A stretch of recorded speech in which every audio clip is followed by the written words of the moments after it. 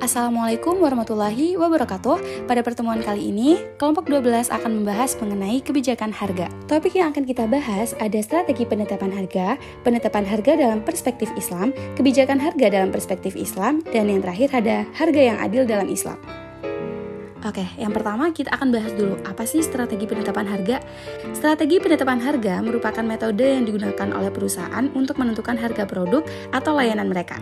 Penetapan harga yang tepat dapat membantu perusahaan memperoleh keuntungan dan meningkatkan fokus pada layanan pelanggan.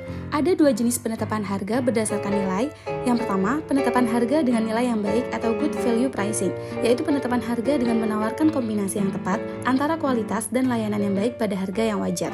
Yang kedua, ada penetapan harga dengan nilai tambah atau good added pricing, yaitu penetapan harga dengan melekatkan fitur layanan nilai tambah untuk membedakan penawaran perusahaan dan untuk mendukung penetapan harga yang lebih tinggi. Nah, ada beberapa jenis strategi penetapan harga yang dapat digunakan, antara lain, 1. Menetapkan biaya harga plus, yaitu metode dengan menentukan harga jual dengan berpedoman pada jumlah keseluruhan biaya yang digunakan. Yang kedua ada markup, yaitu metode untuk menambahkan persentase tertentu pada biaya produksi untuk menentukan harga jual. Yang ketiga ada penetapan break-even point, yaitu metode untuk menentukan harga jual yang cukup untuk menutupi biaya produksi dan operasional perusahaan. Yang keempat, analisis kompetitor, yaitu metode untuk menentukan harga jual dengan mempertimbangkan harga pesaing.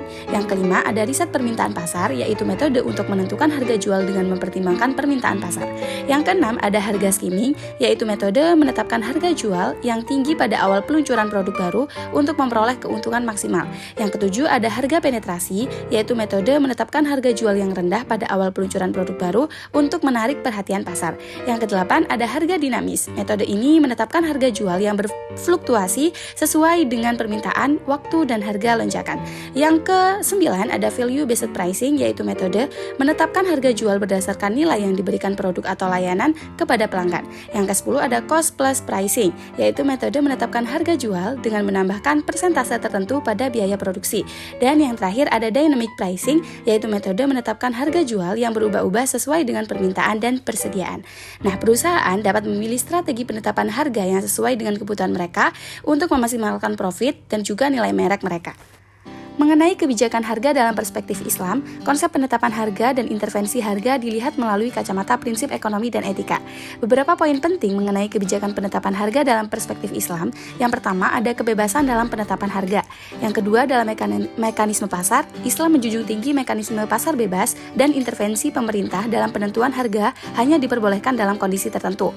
Kemudian ada intervensi. Islam memperbolehkan dan bahkan mewajibkan pemerintah untuk melakukan intervensi dalam penetapan harga jika kenaikan harga disebabkan oleh distorsi penawaran dan permintaan. Kemudian ada pertimbangan etis. Penetapan harga dalam transaksi Islam baik barang maupun jasa berpedoman pada norma etika dan juga kemanusiaan.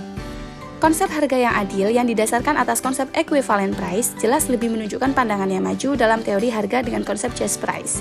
Konsep just price hanya melihat harga dari sisi produsen sebab mendasari pada biaya produksi saja. Konsep ini jelas memberikan rasa keadilan dalam perspektif yang lebih luas sebab konsumen juga memiliki penilaian tersendiri atas dasar harga suatu barang. Itulah sebabnya syariat Islam sangat menghargai harga yang terbentuk atas dasar kekuatan permintaan dan penawaran di pasar. Dalam penentuan harga haruslah adil sebab keadilan merupakan salah satu prinsip dasar dalam semua transaksi yang Islami. Bahkan, keadilan seringkali dipandang sebagai intisari dari ajaran Islam dan dinilai oleh Allah sebagai perbuatan yang lebih dekat dengan ketakwaan.